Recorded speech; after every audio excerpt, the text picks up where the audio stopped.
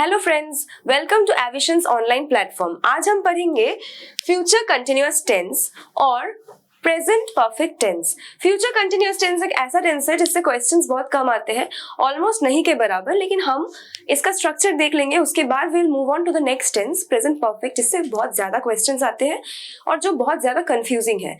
ठीक है, future continuous tense मतलब जो एक्शन ऑब्वियसली फ्यूचर में होगा। ठीक है, जैसे कि सपोज यहाँ पे एक सेंटेंस देखो, Rahul will be reading various kinds of books.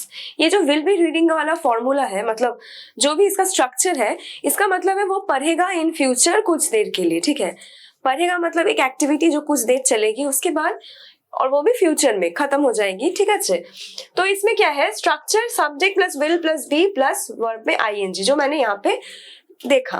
Okay, उसके बाद देखो इसके uses. Future continuous tense represents a continuous action which will happen in the future. Very easy. Past continuous tense हमने लास्ट में पढ़ा था। पास्ट का मतलब क्या था, जो पास्ट में कुछ देर के लिए एक्शन चल रहा है, कंटिन्यूअस वे में चल रहा है, दैट इज पास्ट कंटिन्यूअस। तो फ्यूचर में चलेगा तो future continuous. Okay, future continuous tense is very easy. It is basically a very easy structure and questions जैसे कम आते हैं तो इसीलिए हम उसको ज्यादा डील नहीं करेंगे। बट अभी जो टेंस हम पढ़ेंगे प्रेजेंट परफेक्ट टेंस, यहाँ पे बहुत कुछ जानना है आपको। पहले तो स्ट्रक्चर देखो, सब्जेक्ट प्लस हैज और हैव प्लस वर्ब 3। जैसे I have done my lunch just now. Subject क्या है, आई। हैज और हैव, यहाँ पे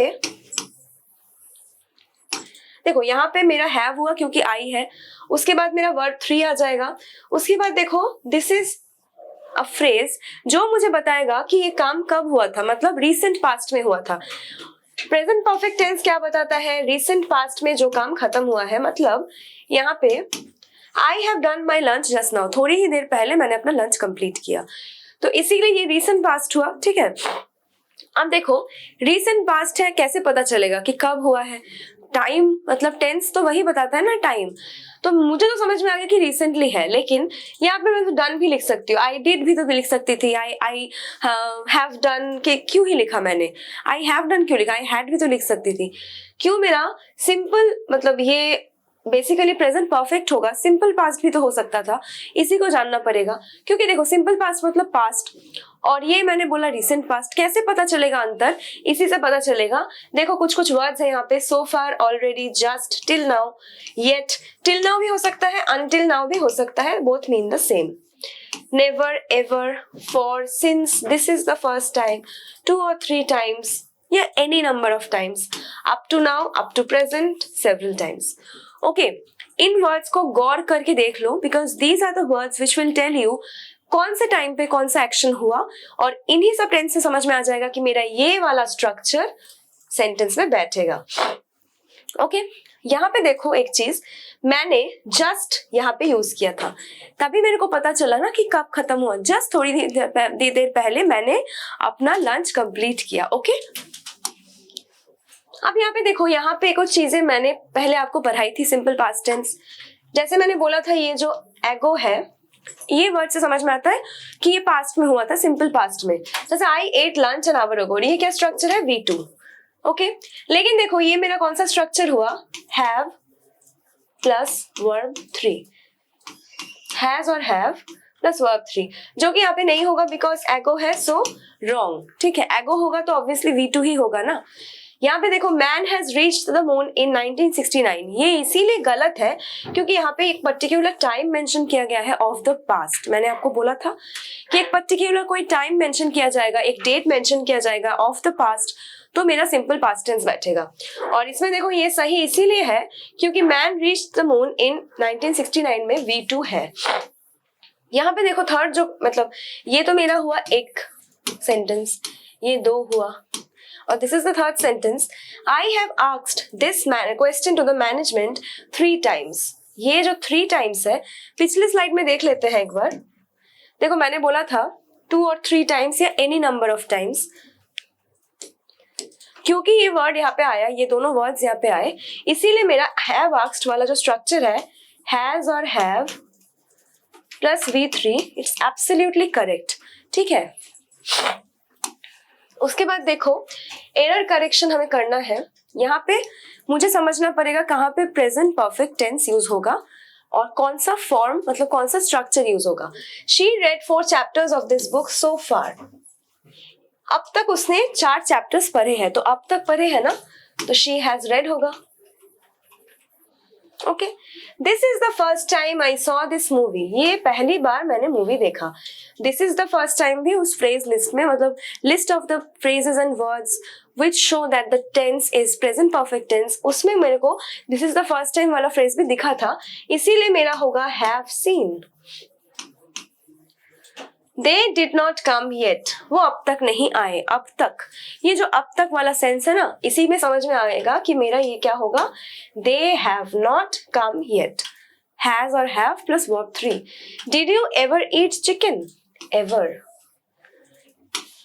Have you ever eaten chicken? People so far are not being realized the hazards of smoking. People so far have not realized the hazards of smoking. Okay? अब देख लेते हैं, यहाँ पे 3 क्वेश्चंस है, थोड़े बड़े क्वेश्चंस है, but let's solve them one by one. Everything we have so far looked at gives inconclusive evidence about the change in the living conditions of the masses. पहले ही मैंने इस वर्ड को चिन्हित कर दिया क्योंकि मेरे को यही वर्ड बताएगा कौन से टेंस में मेरे को सेंटेंस को लेके जाना है, ठीक है। लेकिन देखो यहाँ पे तो सब कुछ ठीक है, we have looked, तो this is basically no error, इसमें कोई गलती है नहीं, ठीक है। उसके बाद देखो 7 में क्या है, the principal lamented that though a detailed report was submitted to the management a month ago, no action is being taken so far. यहाँ पे देखो इस क्लॉज में एगो है और यहाँ पे मेरा वर्ब क्या है, V2 है, जो कि एकदम सही है। लेकिन इस क्लॉज में क्या है, no action is being taken so far. is being taken नहीं होगा, have not,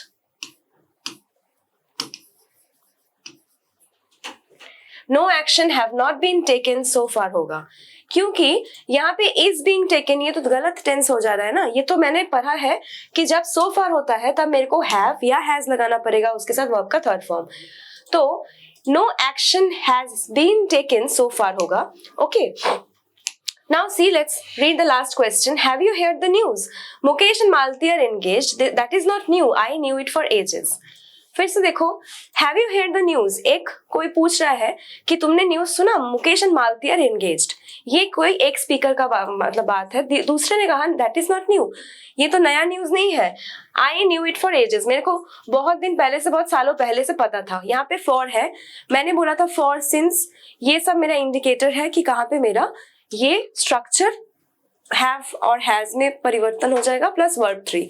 लेकिन फॉर और since present perfect continuous tense में भी यूज होता है, लेकिन उसमें थोड़ा सा अंतर है और इसमें भी थोड़ा सा अंतर है। फिलहाल हम इसी को फोकस करते हैं। यहाँ पे क्या होगा मेरा, that is not new, I knew it for ages में होगा आई हैव नोन।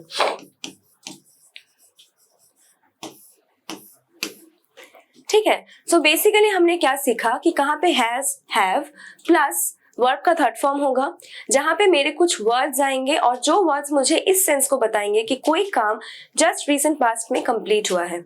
ओके, सो आज हमने पढ़ा फ्यूचर कंटिन्यूअस टेंस, जिसका मैंने छोटा सा आपको ओवरव्यू दिया। उसके बाद हम आ गए प्रेजेंट परफेक्ट टेंस में, जिसको हमने डिटेल्स में देखा, क्वेश्चन आंसर्स को देखा। So I hope that you understood the lesson. Next video में हम पढ़ेंगे past perfect tense. Okay, so हमारे वीडियो को लाइक कीजिए, हमारे चैनल को सब्सक्राइब कीजिए और शेयर कीजिए हमारे वीडियो को। Thank you so much.